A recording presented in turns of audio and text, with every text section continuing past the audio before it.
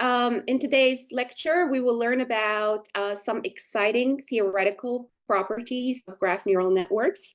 And these include invariance, equivariance, and expressiveness. Okay, so let's start with the first property, which is invariance to node permutation. Okay, so first, let me give you a reminder about the concept of invariance in Euclidean deep learning. So Euclidean deep learning operates on images, as you guys know. And here, for example, in conventional deep learning, when we say that the model is transformation invariant, okay, it implies that for an input, for our input data, here, for example, an image X, we say X is invariant to a transformation T of X. T of X could be translation, rotation, a combination of different transformations that we can apply to the image. So X invariant to a transformation T of X if the output, the final output of the transformed image is the same as the output of the image itself or the input itself. So let's look at this example. So here, for example, if we ask, is there a tree in the image? So here we can see that there is a tree. Okay, so this is the tree. And then, oops, sorry guys, so there is a tree here in the image. Okay, so going back. So if we draw the tree again, so I want to draw this tree and then take the tree, and let's say this tree, I'm going to translate it, okay? So if I translate the tree, apply the tree, a translation to the tree, for example, so I have translated it to the right. So here we have an action, and this action is T of X. So this is actually now the input is T of X. And we apply the function or when we apply our network, so this is the neural network mapping of function f. So f of T of X will be equal to f of X. Okay, so this is T of X, which means if the label, if we want to predict, for example, a label or to do any intermediate transformation, the final output here will be similar, which means if there is a tree, so f of T of X will give us 1 for tree, which means yes. And here f of X also recognizes or identifies that there is a tree here. So this is an important property in deep learning because if we rotate the image, if we translate the image or scale it or apply any kind of,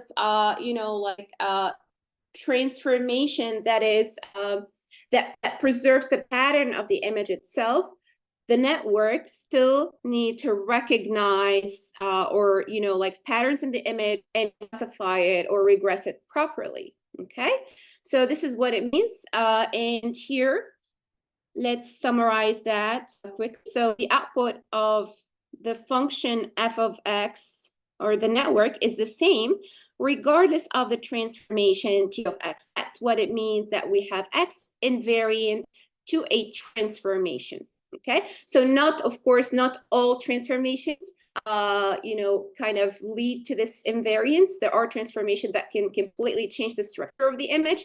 So the invariance property is respected with regard to particular family of transformations. Okay. So for example, here, let's say we have, networks for image classification. So these networks for image classification, they should be invariant to geometric transformations of the image. And these would include, for example, let's say translation, rotation, flipping or warping the image. So the network f of X, it should identify an image as containing the same object regardless of those. So that's what it means, to have X, the input invariant to a transformation T of X, right? And how the network reacts to that. So this is Euclidean learning, okay? So now let's move to the next question. So which type of data invariance or kind of,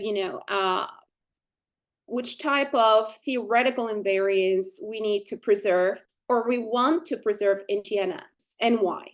Okay, so let's look at this example, and we're going to start with this nice example right here. So in this example, we have a data set composed of different brain graphs or different graphs. Okay, so each graph has, an adjacency matrix and also a feature matrix. So it has, for example, graph I here has an adjacency matrix AI, and we have its corresponding feature matrix, original feature matrix that has been collected or measured. So that's an input data. These two are inputs, right? So we predefine them. And on the other hand, because we have a training data here, we have a label assigned or associated to with this graph. So now what we want to do is to classify this graph. So if you have a brain graph, we want to, for example, distinguish between healthy brains and disordered brain graphs. So we want to do classification. So we have our training set, and let's say we feed this graph. So this here actually represents this one, right? Okay, so and then we have the nodes D here, it's an N, we have an N by N matrix, D by N feature matrix, and we feed both to a GNN model, and this GNN model will be trained using all, the set of training graphs that we have in D, right? And then we will get basically our predicted output. So here, this is the predicted output, and ideally, if it is, we have a good training, so it will be very close to the ground truth output label yi of sample I or of brain graph I. Okay, so now the question is, what happens? Let's say we train this network, and then we want to change the order of the nodes. So let's say, for example, here. We have a brain graph.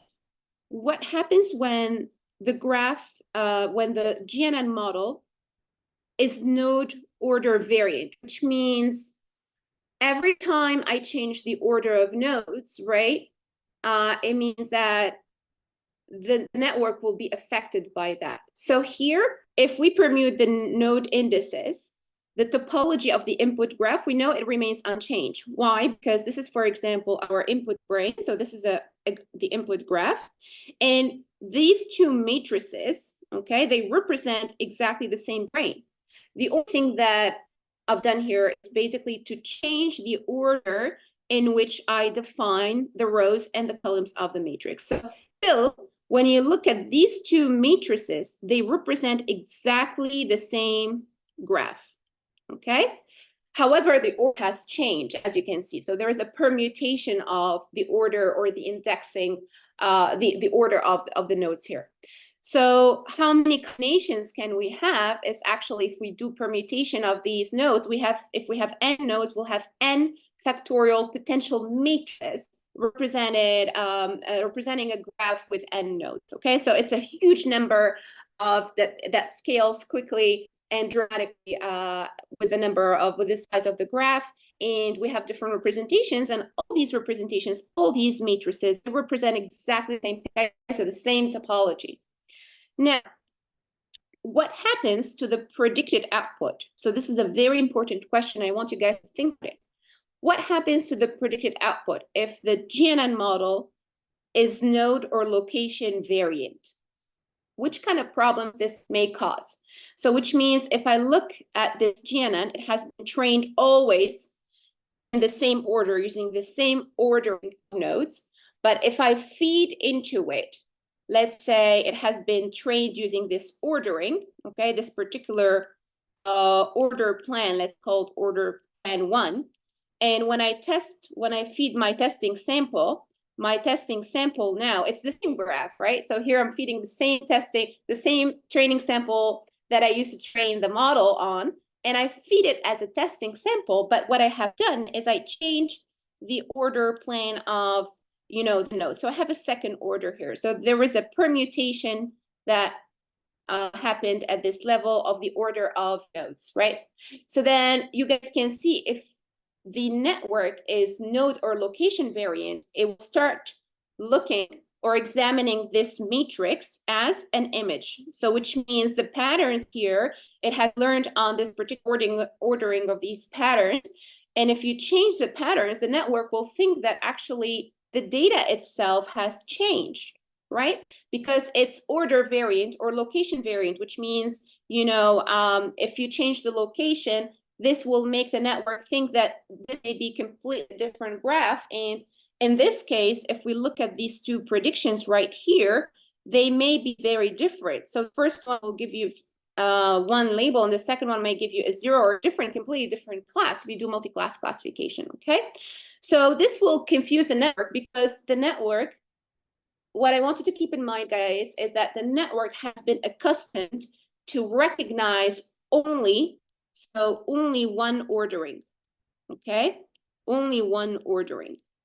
So if you give it a different ordering, it will think that this may be an outlier sample or this sample does not belong to that particular class. Okay, so it will recognize it or analyzes it differently. So what happens, the network looks at this matrix right here. It will analyze it using this ordering. So it won't recognize that there is a permutation of the nodes. So it will basically think the first node is the purple node, right? So this guy, the purple node, right? The second one, etc. So it will think that we have the same ordering, but it is not. So now I hope that this is clear. So let's move next. So here, GNNs, they need this case to be permutation invariant. Okay, so it should not vary or change with permutations. And this allows basically the learning of representations, to learn representations or embeddings that do not depend on the indexing of the graph nodes, right?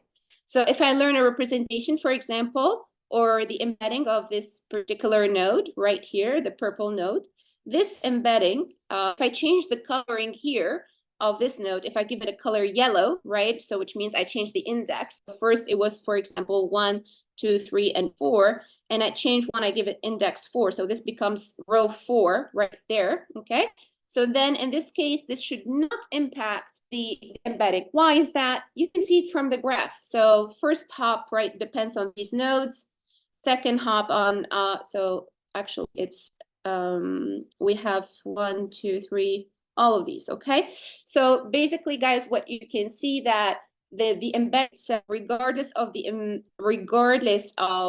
indexing, it will give us the same kind of put 8 here. And this is because of the aggregation, and the aggregation follows the local topology regardless of the indexing of the nodes. Okay, so you can give the nodes different names or different colors or different indices, but it won't change the final embedding. And this is a very nice property that we have in graph neural networks. So what does this say? It says that if I look at this graph now, okay, so this graph here, let's call this xi prime because it has been permuted. Okay, so it's a permuted matrix, xi permuted. So first we have one representation. So this is the first representation. Let me choose a different color. So this is the first representation of graph A matrix, and I have its corresponding feature matrix. I'm using the same ordering. Okay. Now what I'm going to do, I'm going to represent it differently, and I'll train my network also using a different, ordering. And of course, if I change the order here, I will change the order in the corresponding feature matrix. So are in correspondence here, AI prime. So this is, if this is AI, this would be AI prime, okay, the permuted matrix. And we're going to feed it into the network. And if we train the network using these two different permutations or inputs, right, permuted and original, we should get exactly the same output. All right. And this is, what it means to have this, permutation invariance. So we go back to this, formula, which means if I permute my matrix right here and I give the original matrix, so f of a prime would be, so f of ai prime, the permuted matrix will be equal to f, for example, ai, and we need to give all of them, by the way, guys. So let's write it down. So F AI XI, and this is the network function F, okay? AI prime permuted XI prime. It will give us the same label, the same output. All right, so that's for graphs. And now let's look at this a bit more. So here, formalize it better. So permutation invariance in GNNs implies that for a given node, okay, each GCN layer, including its operations, which allow us to compute the embedding, is permutation invariant. So this property holds throughout the whole network for all operations that we have. And what does it mean to have the same node embedding regardless of its indexing? So here, let's formalize it mathematically. Let's F denote the mapping function of a GNN onto the final D-dimensional embedding space. So let's say this is the final D-dimensional embedding space. It could be also an intermediate, like output in the midst of the GNN. So we have a lot of heterogeneous and complex architectures, but here, for the sake of simplicity, we're just, defining it this way, okay? So the F network takes in a graph G and with its adjacency and feature matrices, and it will give us a particular output. So now if I and J denote different node orderings of the same graph, F is a permutation variant function if it satisfies the following for any orderings, I and J. So for any kind of, permutation that we apply, we will always get the same output. So here, it means we're getting the same output regardless of the permutation. Okay, very good. Now, so let's formalize this a bit better. So here, we have a graph. So let's say we have a graph function fk, and this graph function is permutation invariant if for each GCN layer K, for every single layer in the network, we satisfy the following for any permutation matrix P. So we're going to look at an example in detail right now. So here, basically what we have our function that takes in the adjacency matrix A of in R n times n, and the embedding, the current embedding at layer K. So here of dimension dk by n, all right? And then it maps these into an output vector on the next layer, for example, dk plus 1, okay? So this is the dimension of the output. So this is the dimension or the size, the output size, okay? So now what we want to show is that if we apply a permutation, so this is what it means. If we apply a permutation, if we permute the columns of the H matrix, HK, and if we here apply a permutation to the matrix A, right? So if you permute we get the A prime here, we get the HK prime over there, then it means that we will still have the same exact output. So the output here will be identical. So we have the same output of these functions F applied to the original data and the permuted data, both adjacency matrix and matrix. So let's look at an example here, all right? So this is also something really nice, because if this outputs, let's say, HK plus 1 and the next layer, it means that we're always going to have the same output. So the embedding, the learned graph embedding at each layer is invariant to the node permutation, right? Which is a very nice property.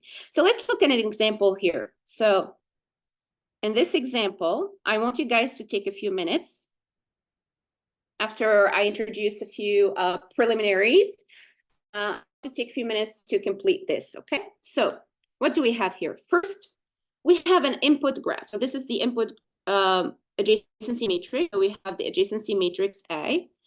And we have another representation of the same graph, but we permuted the nodes. So we changed the indexing, all right? So how did we change the indexing? We applied a permutation pi. So how does this work? First, let's look at these permutations. So we have the first indexing, 1, I'm going to use here. So 1, 2, 3, and 4, okay? So if we look at what happened to the graph, So first one remains 1. So it's not permuted. So 1 is 1, okay? It's stable. Now 2 becomes 3. So 2 becomes 3. 4, let's see, 3 becomes, so first 3 becomes 4, right? So we do some swapping, so 4. And then 4 becomes 2. So see, this is actually a bijective function that it maps every single input to a particular and unique output. All right. So now how do we define the permutation matrix here from this pi? So we're going to take the permutation that we apply there, and then we will turn it into a matrix, right? To transform, to permute our matrix through P transpose AP. Okay. So first, let's define this matrix. So this matrix has this formula. So for each row I, if we look at its, the permutation of I, the index that we get, so we should set it to 1. The rest is set to 0. So basically here, let's take that. So we have 1 and pi 1 is equal. So this is pi of I, and this is actually I, okay? So we should put here the value 1, right? So it's stable. Now for 2, 2 becomes 3. So here 3. And then we have 3 becomes 4. So 3 becomes 4. We put a 1 there. And then 4 becomes 2. So this is our permutation matrix. And the ring elements, all of them are actually set to 0. So we can just put this right here because we're going to do multiplications just in case, no? So it should be, but if we don't put them, we know where the zeros are. Now, what this does to the original A matrix, so let's put the matrix first. So let's put our matrix A. So this is we will basically define our adjacency matrix. So 1 is connected to, so here we will put self-connection 0. We don't have any self-connections, okay? So 1 is connected to 2, 3, and 4. And 2 is connected to 1, okay, 0, 0. 3 is connected to 1 and 4, right? And 4 is connected to 1, actually, and 3. So you can see that your matrix is symmetric with respect to the diagonal, which means we didn't make any mistakes here. So all looks good. Okay, cool. Now, what happens is that when we do this, permutation, first we permute the column. So this P basically swaps columns, okay? And the second P, it swaps rows. So when you do a permutation, if you permute the columns, you need to also then permute the rows to make it consistent and have a symmetric matrix. So this is what happens when you apply permutation matrix to any input matrix A. So we need to do here because, so it's N, so PA, P transpose. And remember, guys, that this will output the permuted adjacency matrix A prime. So here, if you do the math correctly, this multiplication correctly, we should get exactly this matrix right here. So we should get the adjacency matrix right there. So if we put, if we define the output, so we'll do it mathematically, we'll do the multiplication in a minute. So let's do the permutation here. So P transpose permutes the row. So it makes sense actually because you're transposing it, right? So if we transpose, we have 1 here, we have 1 in the third element, the fourth element, and the second element. And this is our transposed permutation matrix. So I would like you guys to kind of pause the video and then take a few minutes to complete this mathematical operation and see where you get actually this matrix right here, A prime, and this is the indexing 1, 2, 3, 4, and you should get this kind of, like a representation of this matrix, okay? So one important point here, do not forget to permute the embedding matrix HK. So here, when we do the permutation, we are showing the case on the A, but you need to also do PHK. So we do E to the HKP is like an n by n matrix. And here is HK is D, is actually D by N. All right, so we have, well, it's called DK times N, and we have N times N. So we should get a D times N matrix. That should be the size of the output, right? The permuted HK matrix, which is HK prime. All right, so let's take a few minutes and then solve this multiplication.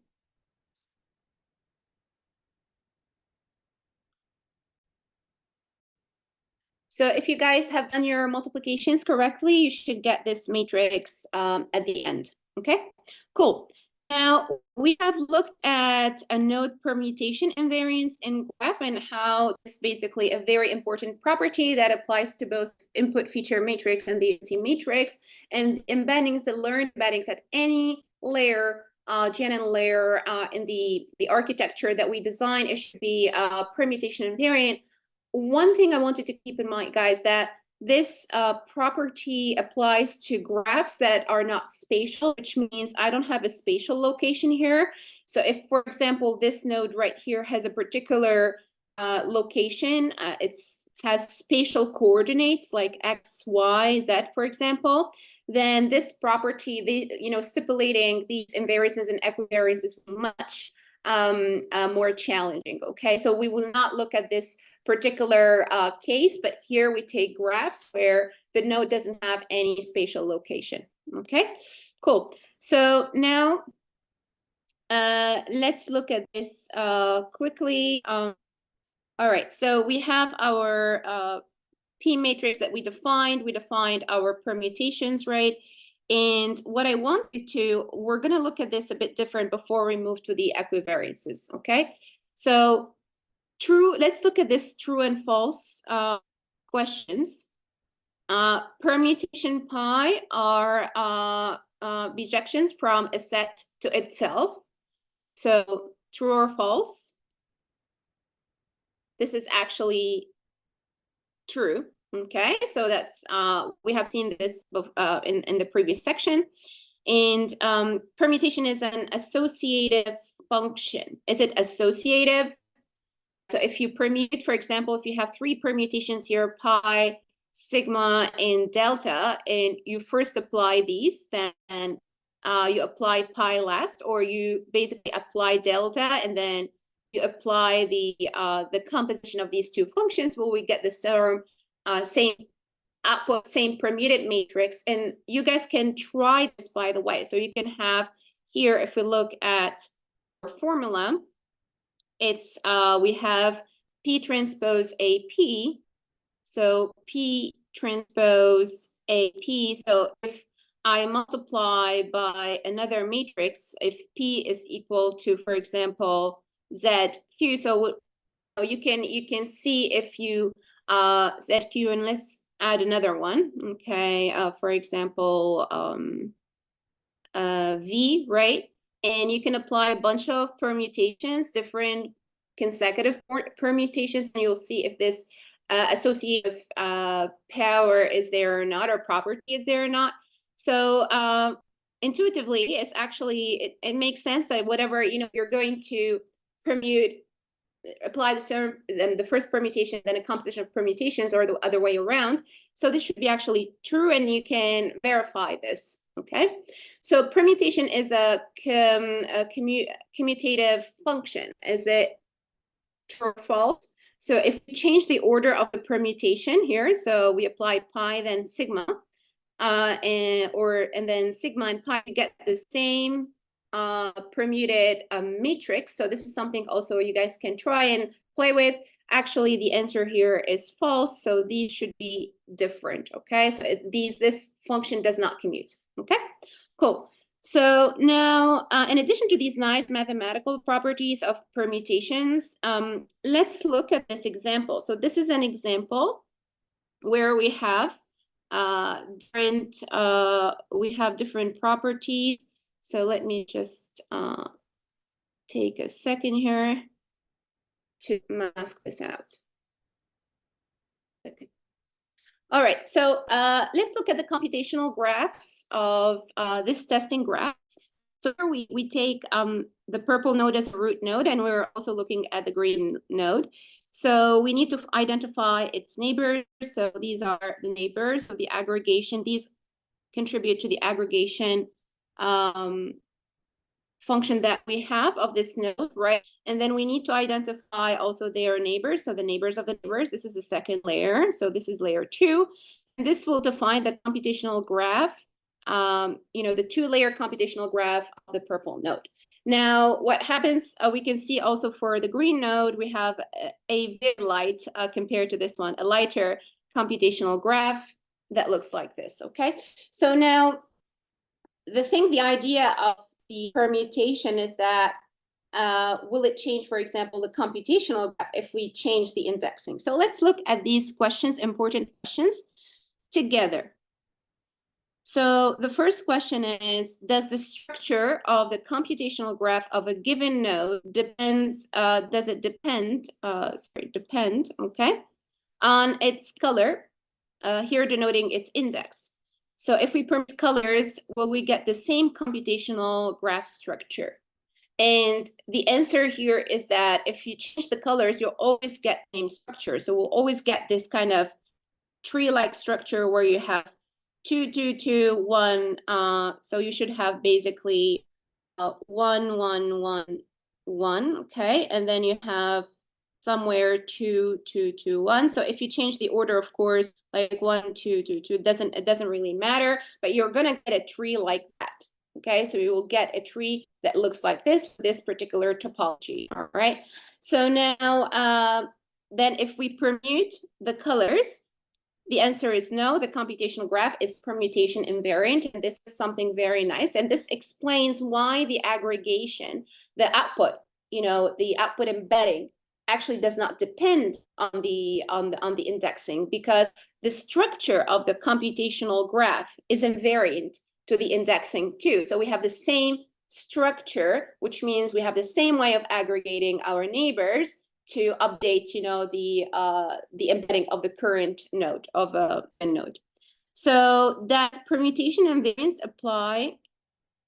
This is an important question. So does permutation invariance apply to pixel location, images, or text data? So if we change the location of the pixel, so you have an image, and you randomly permute the pixels in the image, the locations, you randomly change those locations, right? Will we get, the same output? So here, if you think about it, you're taking the pixels and you're shuffling them randomly, you're creating some noise, right? So you're transforming the image into something that doesn't have any spatial structure. So the answer is no. So this is in contrast to images. So we're permuting basically pixels creates a different image, and also for text. So permuting this creates a different sentence. So the permutation of images and text is variant. To the location of these pixels. Okay. So these properties do not hold for Euclidean GNNs. The permutation, location permutation, or the ordering permutation property. So we don't have invariance in that sense in those images. Now, we've wrapped up the permutation invariance, and we're going to look at the second part, which is the second property, which is the equivariance to node permutations.